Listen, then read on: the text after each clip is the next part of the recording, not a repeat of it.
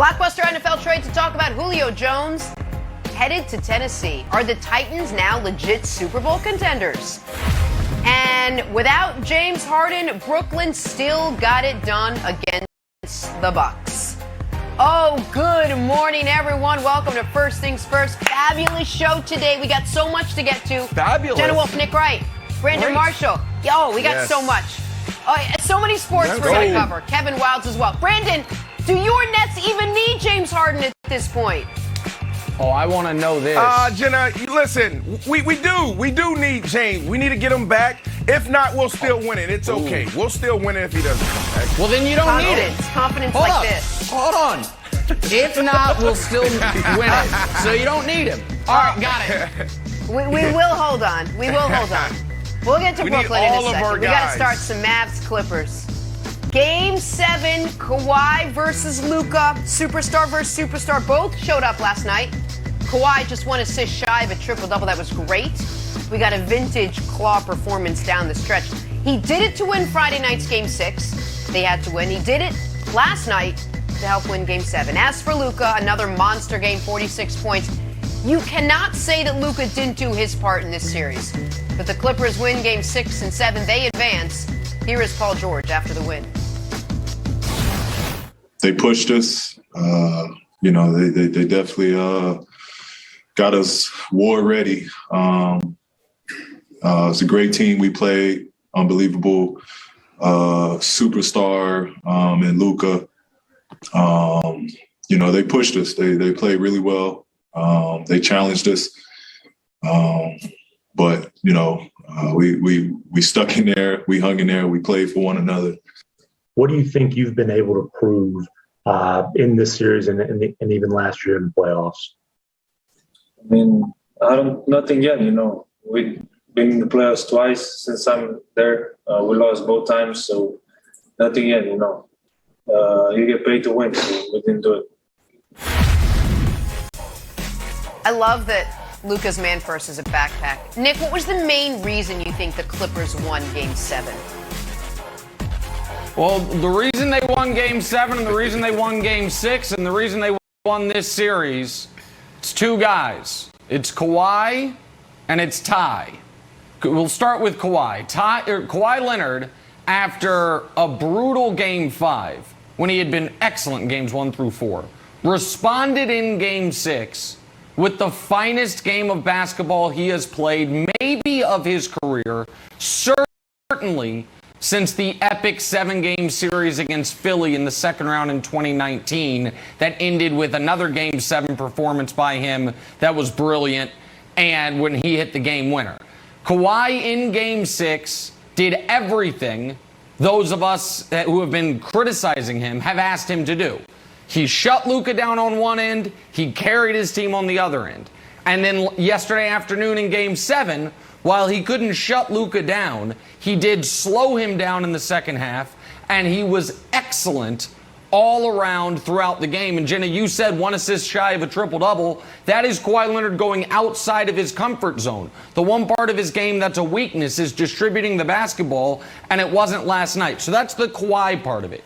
But the other biggest reason the Clippers won this game, these last 2 games in this series, is Ty Lue did some things that most coaches wouldn't do, that Doc Rivers certainly didn't do last year, which is look at the series, recognize what wasn't working, and not be afraid to make massive changes. Pat Beverly and Ivica Zubac are starters for the Clippers. They became DNP coaches' decisions for the Clippers. Reggie Jackson, who I've been very critical of, was brutal in the first game. Ty Lue continued to show faith in him, and that faith was rewarded.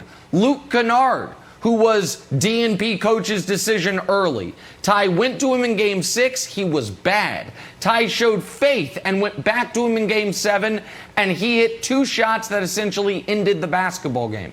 So Kawhi Leonard, after a brutal Game 5, played almost perfect basketball, Brandon, in Game 6 and 7. And Ty Lue made all the requisite adjustments that his team needed to advance to the next round. Do you believe now, Nicholas? Do you believe now? What an amazing weekend for me. Weekend of boxing, weekend of great basketball, the Clippers, the Nets. You sat there and you crushed this team. No, I gave you a pass last week. I gave you a pass Friday. I told you this was going to happen. I told you they'll win 6 because your son, Luka, wasn't going to be ready to go. He was going to be still tired. But he still had a good game. And then I told you the elimination game that they were going to do it. I told you this. Ty Lue is now 9-2 when facing elimination. Everything Nick said is true. There's not much more for me to add on this. He's 9-2 facing elimination. He continues to make the right decisions in the big moments. We saw him do it in Cleveland. Talking to the greatest player of all time, LeBron James, sit down, cursing him out. Said, "I know you think this is your team, but this is my team." So playing big, giving Man and Kennard big minutes down the stretch. You talked about Reggie Jackson. Reggie Jackson, wow. He hit the most important shot of the entire game. And Kawhi Leonard. Kawhi Leonard, just phenomenal. Everybody, people forget who Kawhi Leonard is. Kawhi Leonard has one bad game, and then all of a sudden, oh, remember he said he was the king of L.A. Oh, remember he said this. Oh, what is he going to do this offseason? Kawhi Leonard averaged over 32 points this series, averaged over 61% shooting this series. Phenomenal job by those guys when they were facing everything, when everything was on the line. Wilds, you got to give these guys their flowers. No more of this, oh, their mindset is weak. They don't have it. They don't got it. They have everything they need, and it's a weak West. So it's their conference to lose. Wow. Okay. Here's the other reason they won the game. The Clippers have 2 superstars, and the Mavericks are supposed to have 2, but they only have 1. So Mark Cuban has got a big problem on his hand, and luckily, he is a master salesperson. So I'm going to go into Shark Tank mode here, Nicholas, and try to make you a deal to make the the Mavericks a little better. So here's the thing. Can we hit my beach music? My name's Mark Cuban. I'm looking for over $100 million for 100% of the stake in about 10,000 Kristaps Porzingis jerseys. And I know you're saying, oh, sure is hot out here. I can't take my shirt off and go into any stores. Can I interest you in some jerseys? We've got blue ones. We've got white ones. They say Dallas on the front. They say Porzingis on the back. And before you answer, you're saying, is this the same Porzingis who went 13-5 for this series? I would say yes. Is this the same Porzingis who has a history of injuries? I would say yes. Is this the same Porzingis who dislikes, and that's being kind, our superstar Luka Doncic? The answer is yes. But Nicholas, I'm here to make a deal. Yeah. I'm trying to rebuild the Mavericks. Are you in on this deal for about 10 to 15,000 Kristaps Porzingis jerseys? Only $100 million. You can pay it over the course of 3 years. What am I, and I have to come up with a counter? Like Kristaps for CJ? Maybe.